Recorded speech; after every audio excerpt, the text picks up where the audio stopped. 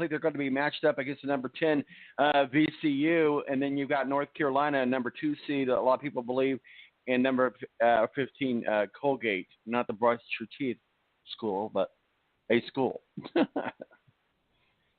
Colgate's not a team to laugh at, but I just don't think they're going to challenge North Carolina. And VCU is on the downward slide, but again, so is Buffalo. If Buffalo somehow would lose to Bowling Green, I'd say that would put the Bulls in question. But to that 7-10 matchup with two teams, I think that are maybe getting a little bit overvalued right now as far as the bracketology is concerned. That's a toss-up, certainly. Maybe Buffalo sneaks away with that victory. But again, Buffalo looked very suspect against Central Michigan last night, Tom.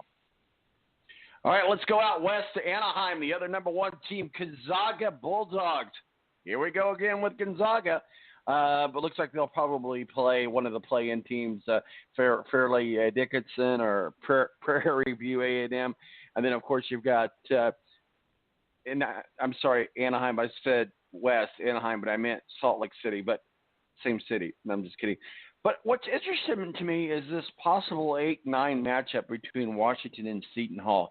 That, to me, is one of those almost, even though it's an 8-9, it's almost a bracket buster game. Washington looks really, really bad against, I would say, a mediocre at best Oregon team. This is not the Oregon team that got to the Final Four with Dana Ullman at the controls a couple of years ago. This is not. That was a very ugly loss for Washington.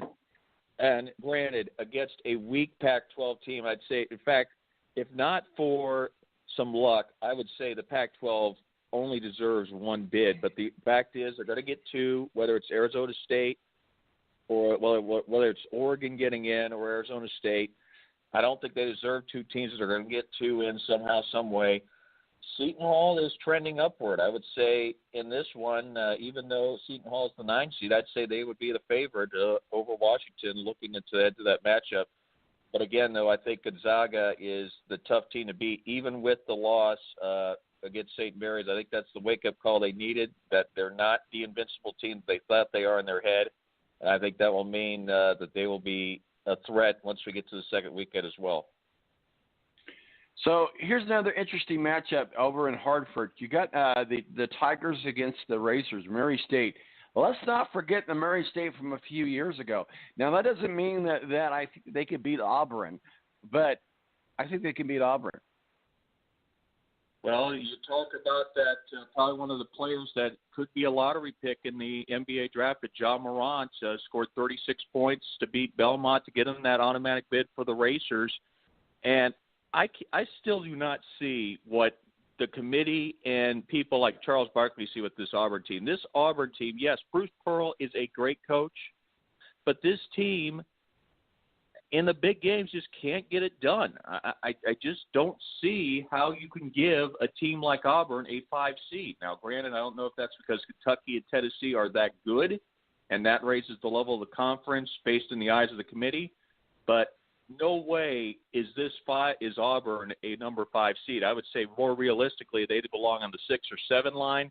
This is a team that definitely is being overseeded, and I think they are primed for an upset against a Murray State team that is trending. And I think you see on that also line, you see Davidson sitting there. Now, granted, I don't know if they're going to pull off the surprise on Florida State, who is one of the trending teams in the tournament right now, as you mentioned earlier, but Davidson, another team with a history of pulling off upsets. If Bob McKillop knows how to get a mid-major team ready to be a threat in the NCAA tournament's first opening rounds.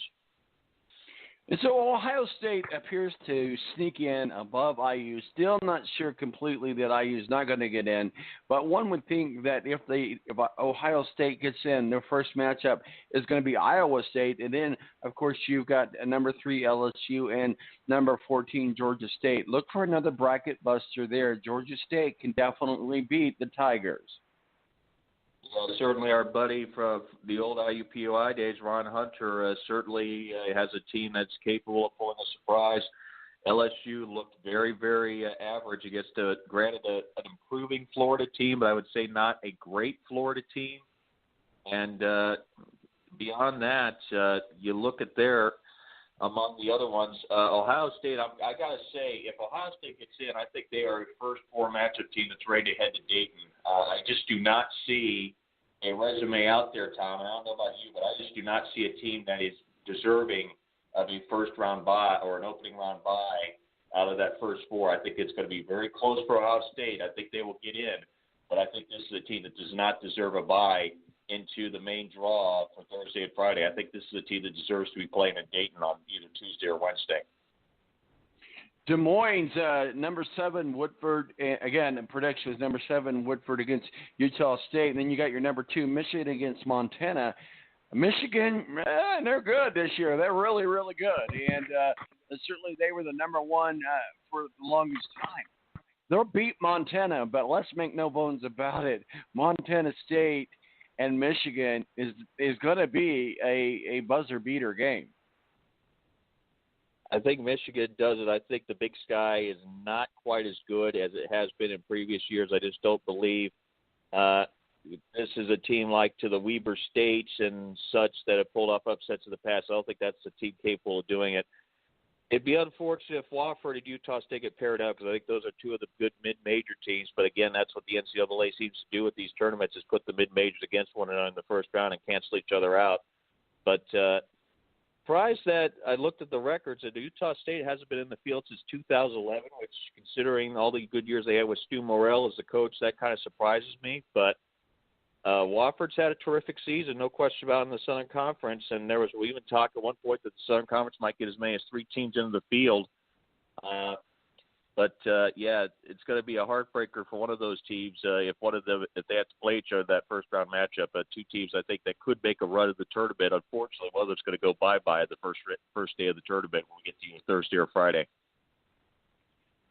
I said Montana State. Correction, I meant to just say Montana. Grizzly, Let's go on over to the last number 1 seed in that what a lot of people believe to be Duke. I'm not so sure they're a number 1 seed. Definitely a number 2 seed. We talked about Zion earlier and the conspiracies around there. The belief would be that they play Gardner-Webb, and then you got UCF against Minnesota. Again, Minnesota had a big win against Purdue yesterday. So what are your thoughts? I think right now, if I were the committee, I would overlook the losses they suffer with Zion Williams, who's not there. I think in my mind, Duke should be the number 1 overall seed in this tournament. There is just not, with Zion at full strength, I don't believe there is a team that can hold a candle to them until the Final Four of this tournament. I'd be very surprised if they are not the number 1 overall seed in this field. And then UCF, they've had a terrific year. They've had some good runs as of late to get to this point to where they are now. And like I said with Florida, Minnesota, the surprise of Purdue, I would not be surprised if they pull off another upset today and get to that Big Ten final and possibly even get a higher seed than the 9 seed where they're currently projected. You know, here's an interesting game also over in Salt Lake City that a lot of people predict is St. Mary's against Mississippi State. St. Mary's beat Gonzaga. Let me repeat that. St. Mary's beat Gonzaga. And also that win could have been the single-handed thing that kicked IU out and it keeps them off the board outside of their loss to Ohio State. But St. Mary's, let's not be so quick to say, oh, well, they're just going to be a number 12 seed. They're going to be playing Mississippi State. Let's move on. Again, could be a bracket buster. I'd say the same thing for Kansas as well. Remember, they're a team that's also been a first-round snoozer. I don't know if that's going to happen, though, against Northeastern, but pair them up against, say, Vermont, a UMBC, or Davidson, I'd say they could have a first-round problem themselves. Mississippi State, another team that's backed their way into this tournament that I think is being overvalued because of the strength of those of Kentucky, Tennessee, and the SEC. St. Mary's has come on late. I don't know if they were necessarily the number 2 team in the West Coast Conference. I think you could make a case that San Francisco, BYU were up there as well. But that's another one of those potential 5-12 upsets right there, or 12 beating a 5 that we could normally see in the NCAA tournament. Surprisingly, we haven't seen it the last 2 years, but it used to be a prime situation, and I think it could reignite itself in a big way coming up over the next week. But Well, like also, I said, you look at it. Kansas is another team that also cannot take it for granted because, again, we've seen them fall apart in the first round before under Bill Self. Also, you look at a number 3 and a number 14. You look at Texas Tech Red Raiders against Northern Kentucky. That's a ish game. That's one of those I got to sit there and think about when I make my predictions on my brackets, because even though you look at Northern Kentucky won't go very far, could beat Texas Tech. And that could be one of those scenarios where it may not be a complete bracket buster, but it'll sure make you go, "Ugh! I knew it. I had a gut feeling that Northern Kentucky could beat Texas Tech." So if you're going with the gut, go with Northern Kentucky.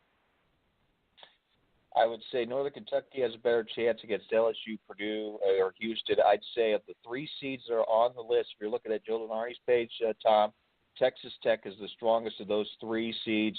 I think Texas Tech, if they can win the Big 12 or Big 12 automatic bid, I think they have a very good case for a 2.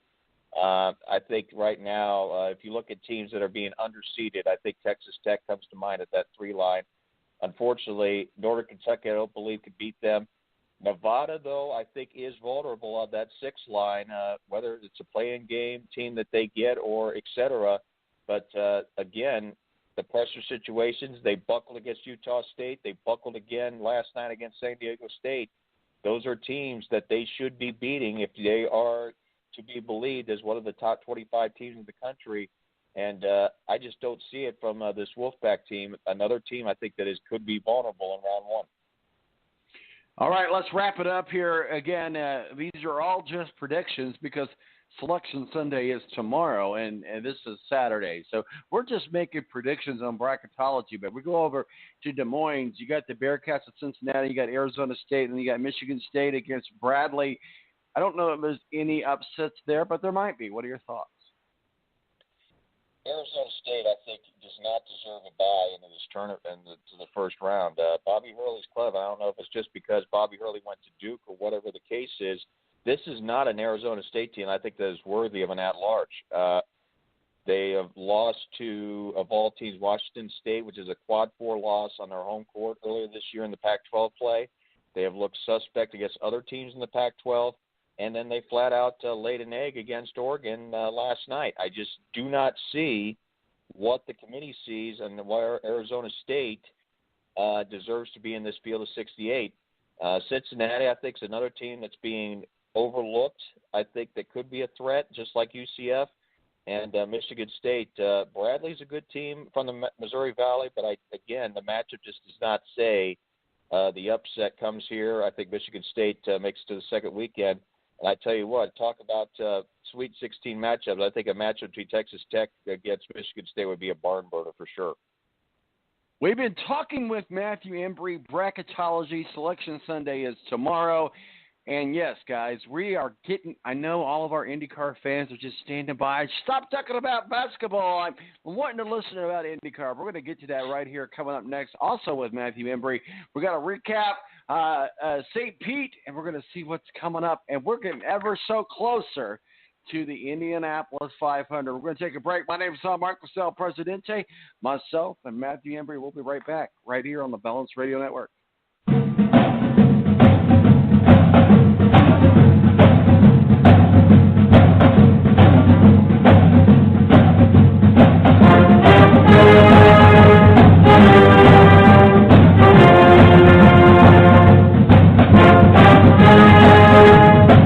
The Air National Guard is a reserve component of the United States Air Force and serves alongside active-duty Air Force members in times of a national crisis.